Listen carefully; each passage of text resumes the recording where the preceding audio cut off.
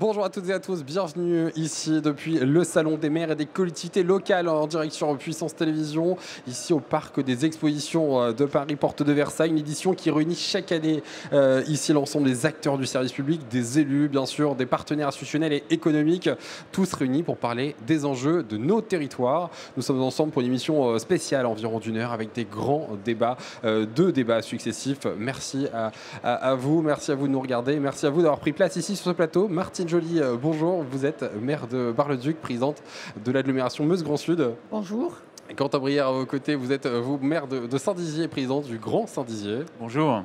Et de ce côté, Jean-Pierre Bouquet, maire de Vitry-le-François et président de la communauté de communes de Vitry, Champagne et d'Air. Bonsoir à toutes et à tous. On démarre tout de suite ce débat avec finalement ce qui constitue le cœur de l'action municipale, les défis du quotidien, la santé, l'attractivité, la mobilité, autant de sujets qui rythment la vie au quotidien pour vous et pour les administrés.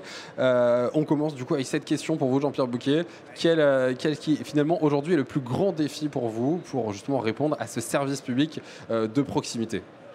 D'abord, nos collectivités sont plutôt bien gérées, en tous les cas pour ce qui concerne la ville, et nos compatriotes, les citoyens, ne se rendent pas compte des efforts aujourd'hui que les maires et les conseils municipaux font pour apporter un service public de qualité.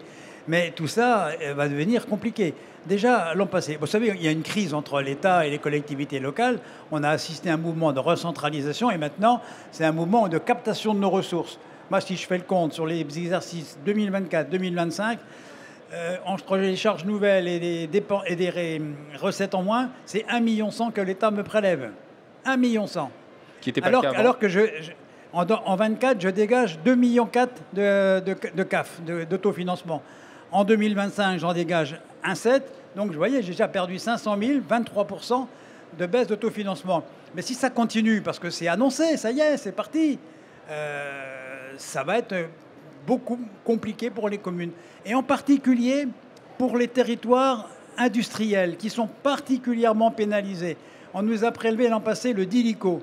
C'est une espèce de prêt obligatoire qu'on nous rembourserait dans 3 ans. Et puis là, maintenant, non seulement ça ne va plus devenir un prêt obligatoire, ça va être un prêt sous condition de remboursement, comprendre qu'on ne sera jamais remboursé, mais on va le doubler. Donc nous, on a payé 250 000, on va payer 500 000. Et la DCTP, la dotation de compensation pour la taxe professionnelle, nous allons perdre à nouveau 600 000 euros. Cette grosse perte budgétaire, finalement, c'est un conflit majeur entre les collectivités locales et l'État. Quentin Brière, vous êtes d'accord, je vois aussi de la tête justement cette question qui fait grincer les dents, celle du budget, qui est presque aujourd'hui primordiale bien sûr, mais qui est dans toutes les discussions. Est-ce qu'on peut réaliser un projet? Il faut regarder effectivement le budget même avant l'idée. Comment aujourd'hui on arrive finalement à trouver des solutions pour mener quand même à bien des projets sur le territoire malgré cette baisse drastique? La baisse, elle est drastique pour nous, les collectivités. Donc c'est très très lourd et il faut serrer tout et vérifier chaque dépense. Donc ça, c'est un effort aussi que les citoyens ne voient pas, mais que le maire doit faire et que nous faisons à l'échelle de nos communes et de nos intercommunalités.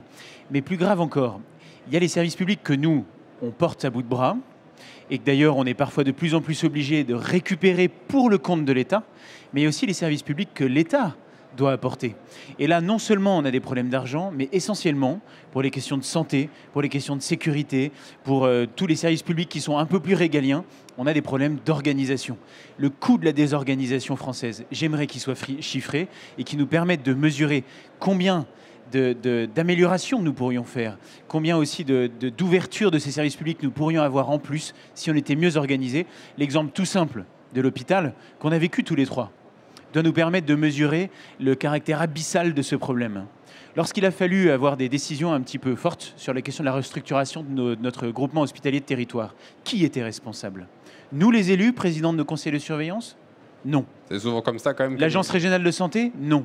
Le comité national de gestion? Oui, peut-être. Le ministère? Non.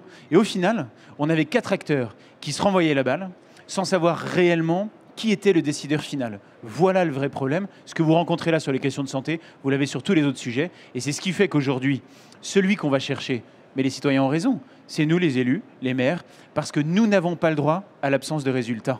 Et les citoyens ont raison de venir nous voir et ils peuvent compter sur nous. De fait, on est mobilisés, mais c'est difficile. Martin Joly, justement, sur ces questions de santé, je rebondis avec vous. Comment, et je sais que justement, vous y travaillez sur le secteur de Bar-le-Duc, comment vous arrivez à aujourd'hui gagner en médecins, jouer sur justement cette carte du manque de médecins dans les territoires? C'est une mission qui, finalement, qui aujourd'hui est prise à bras-le-corps hein, par vous, maire de commune, justement, pour pouvoir donner vraiment une réponse d'accès aux soins à vos concitoyens. Alors nous prenons en charge un certain nombre de compétences qui devraient être prises par l'État devant la désertification médicale, parce que c'est quand même bien ça qu'il faut nommer. Nous cherchons des solutions, et j'ai envie de dire des solutions non seulement à l'échelle locale, mais aussi des solutions à l'échelle, par exemple, comme le disait Quentin, du GHT. En ce qui concerne, nous, notre communauté d'agglomération, on fait un certain nombre de tentatives de séduction. Il faut bien dire les choses comme elles sont. Et c'est aujourd'hui un défi assez important parce que chaque communauté ou chaque responsable est en compétition avec le voisin. Et on sait bien que la lutte est rude. Alors c'est des journées d'accueil pour nos internes pour qu'ils se rendent compte que aussi dans nos territoires, il est tout à fait capable de vivre, de bien vivre, de s'intégrer. On fait des maisons de santé, mais encore une fois, ce sont nos citoyens et nos impôts qui payent ces maisons de santé. C'est vous qui les portez en tant qu'interco ou en tant que commune. La difficulté, encore une fois, c'est qu'il y a de la concurrence entre les territoires. On est aujourd'hui sur des demandes de professionnels de santé qui sont tout à fait incongrues, à savoir presque offrez-moi le gîte et le couvert et je viendrai travailler pour vous.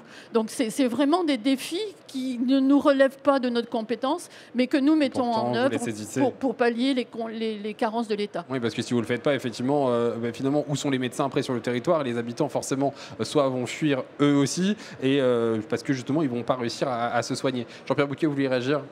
Écoutez, on a mis en cause l'ARS, enfin, en tous les cas, on s'est interrogé, mais il faut le faire. Nous sommes dans un groupement d'hospitaliers de territoire, constitué en 2018. En 2018, il y avait 20 directeurs. Alors on nous dit dans les hôpitaux, il faut des médecins. Bien sûr qu'il faut des médecins pour soigner. Mais aujourd'hui, on est à 44 directeurs. C'est formidable, non? Donc on a créé des postes pour renseigner des tableaux informatiques, pour contrôler l'activité de ceux qui travaillent et qui soignent les patients. Et puis finalement, on marche sur la tête. Sachez qu'aujourd'hui, les hôpitaux, c'est 4 milliards de déficit en France. 4 milliards. L'ONDAM va en ajouter 1. Et qu'est-ce qui se passe dans les très grands hôpitaux? Quelle va être la solution? À quoi on pense dans les très grands hôpitaux? Parce que finalement, les maires, ils président le conseil de surveillance, mais c'est plus des faire-valoir. On a très peu de pouvoir. Le pouvoir n'est pas là. Le pouvoir, il est au niveau de l'ARS. Qu'est-ce qui va se passer? C'est les petits hôpitaux qui vont à nouveau la cible, parce que les grands hôpitaux sont bien d'accord que pour faire des économies, il faut regarder à nouveau la carte donc de l'offre de soins sur le territoire. Et ça, c'est un vrai danger. Et pour ça, il faut effectivement qu'il y ait une cohésion au niveau des territoires, mais il faut qu'il y ait une réaction politique forte par rapport à ça. Et puis il faut aussi, je pense, qu'on ait le droit à une expérimentation quelconque, en tout cas qu'on ne soit pas traité comme d'autres territoires. Je continue à dire que la ruralité mérite en tout cas une vision et un objectif particulier. Ouais. Encore une fois, quand vous avez... nous, on a une blessure très très importante à Bar-le-Duc, qui est la fermeture de la maternité, qui n'a pas jamais été refermée.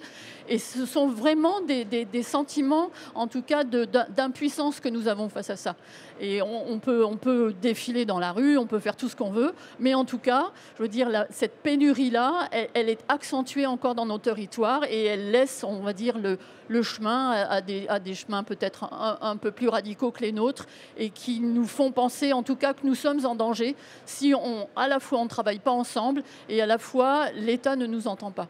Alors justement, cette question de l'accès aux soins, cette question de l'attractivité également du territoire, est-ce que c'est ce qui se sent aussi, hein, l'attractivité du territoire, la présence de médecins y participe, mais la non-présence d'attractivité ne participe pas à recruter de nouveaux médecins. Comment vous réussissez finalement à pouvoir garder des habitants ou en recruter même, à attirer des habitants sur le territoire? Comment on allie tout ça, hein, cette attractivité malgré la baisse budgétaire, malgré ce manque d'attractivité initiale? Moi, je crois que l'attractivité, elle ne se décrète pas. Elle se construit, et elle se construit dans nos territoires en essayant à la fois de capter des publics qui sont captifs, qui sont déjà là, mais aussi en se démarquant, encore une fois, de ce qui ne se fait pas, parce qu'il ne se fait pas ailleurs. L'attractivité, c'est à la fois des équipements sportifs, des équipements culturels, c'est aussi une vie sociale importante, mais c'est aussi des ponts qu'on peut je veux dire, mettre en œuvre entre nos villes et entre nos territoires, parce que de toute façon, on ne fera pas chacun dans son coin un idéal de lieu, mais c'est en maillant notre territoire d'un certain nombre d'équipements. Mais surtout qu'on est relativement proches, comme vos 3 villes moyennes qui sont à une demi-heure l'une de l'autre. Justement, Quentin Briard, la question était pour vous par rapport justement à comment on garde les habitants, comment on en attire, comme dans une ville comme Saint-Dizier. On peut pas vouloir rêver de faire venir des Parisiens, des gens qui viennent d'ailleurs pour qu'ils viennent dans notre territoire. Mais ce qu'a dit Martine est très important. Ça se construit progressivement. C'est quoi la cible? C'est déjà garder nos habitants. Et donc un jeune, il puisse continuer à travailler, à étudier sur notre territoire et puis à fonder sa famille, s'installer, loger, etc.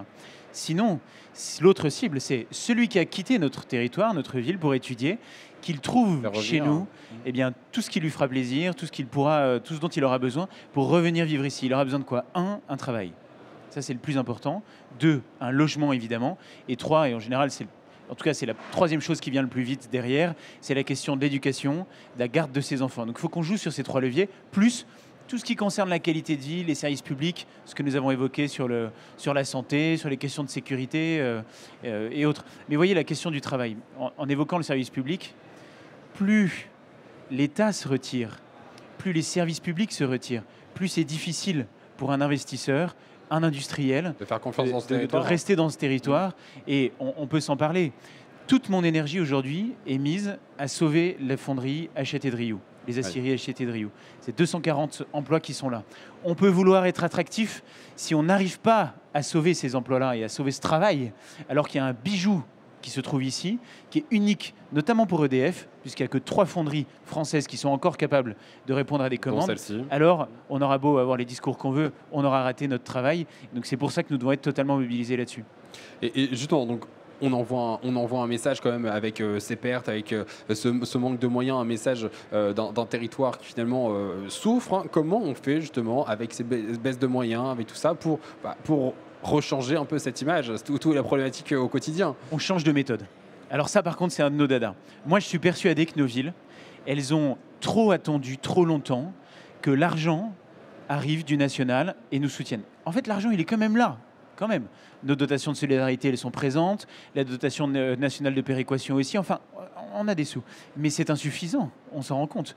Donc, il faut continuer à faire appel à ces dotations nationales.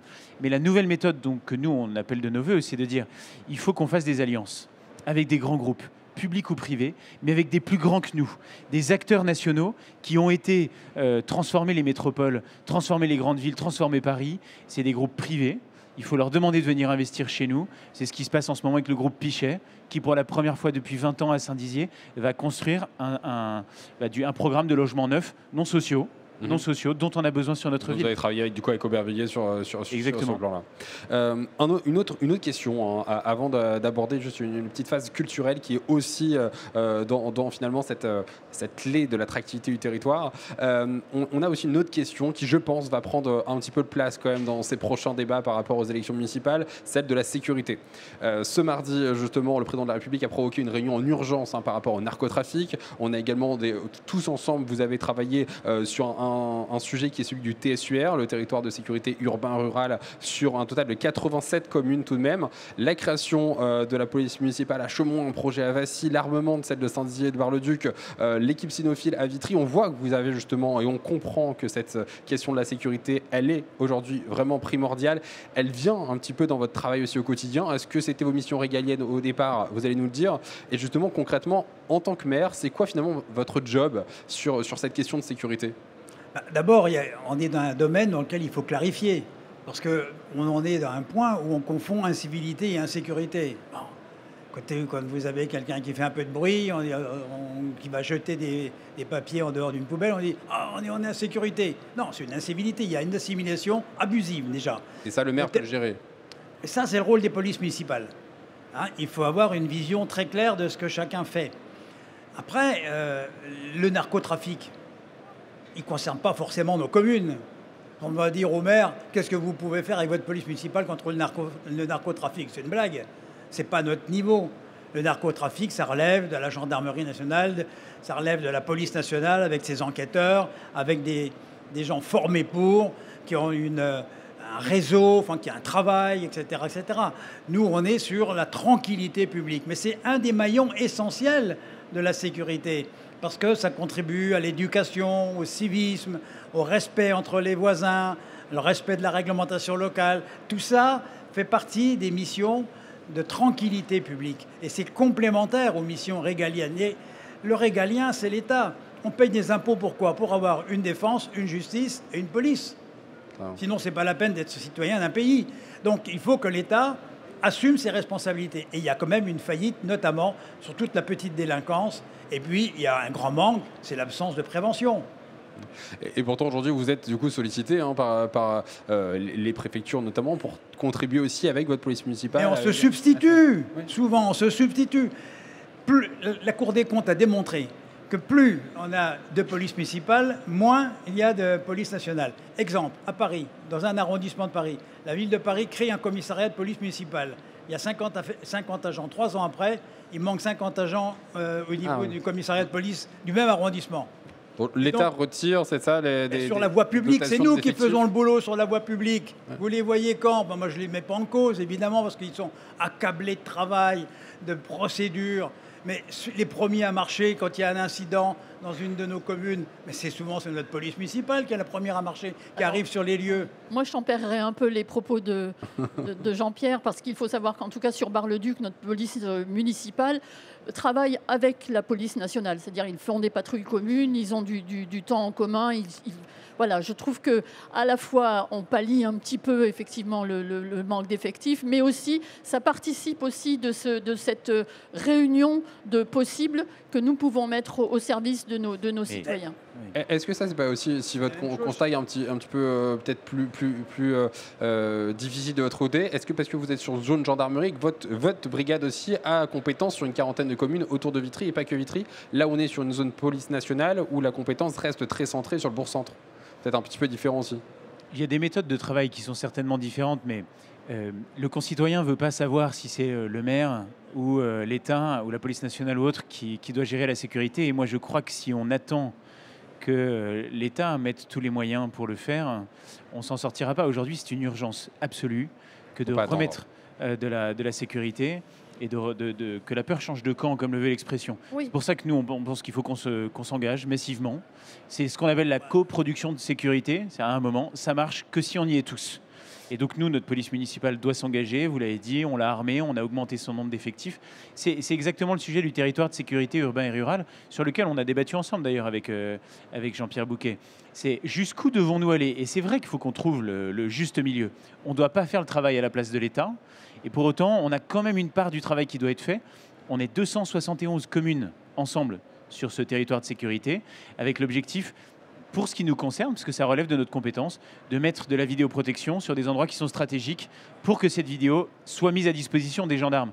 Mais après, ce ne sera pas à nous d'aller gérer les personnes qui ont été vues et filmées. Ça, l'image, en effet, doit être donnée à la gendarmerie nationale ou à la police nationale pour que le travail d'enquête se fasse, et entre nous aussi, que la justice derrière fasse aussi son travail.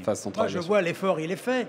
Écoutez, les statistiques nationales, c'est 5 policiers pour 10 000 habitants. Moi, j'ai 11 personnes au poste de police pour 12 000 habitants. Donc, je suis largement de là. En moyenne nationale, c'est 26 € par habitant de police municipale dans les villes dotées d'une police. Nous, on est à 56. Donc, l'effort, il est fait. Bon. Mais ça veut dire qu'en partie, on se substitue à l'État. Alors, on le fait parce que ça rend service aux citoyens, mais il ne faut pas qu'on soit dans un engrenage où on nous transfère toute la responsabilité et que, faisant évoluer le statut des polices municipales, on les mette sous statut protection du procureur et que les communes payent et qu'on n'ait plus la main sur les polices municipales. Ça irait trop loin. Merci beaucoup. En tout cas, on voit que cette question de la sécurité, je l'avais dit, fera débat effectivement et fera débat également pour les élections prochaines. Merci d'avoir été avec nous ici depuis Paris à l'occasion de ce salon des maires. Juste sur cette collaboration ensemble, je fais un petit clin d'œil, on n'a pas le temps d'en parler, mais ce clin d'œil de la beauté sauvera le monde, ce dispositif qui a été lancé pour la première fois à Saint-Dizier il y a maintenant quelques années en post-Covid. Aujourd'hui, 81 communes en France arbore ses œuvres en plein air, 88, pardon, 88. Et donc, Bar-le-Duc en fait partie pour la première fois cette année. C'était le moment de le dire. Voilà, nous sommes très très fiers parce que c'est le musée à ciel ouvert, comme je dis, dans nos rues et ça c'est important. À découvrir justement. Merci beaucoup à vous d'avoir été avec nous. On se retrouve très bientôt et on retrouve surtout maintenant Léo Martin dans les allées de ce salon. Il est aux côtés de la CPAM pour parler justement de cette problématique d'accès aux soins et de l'attractivité.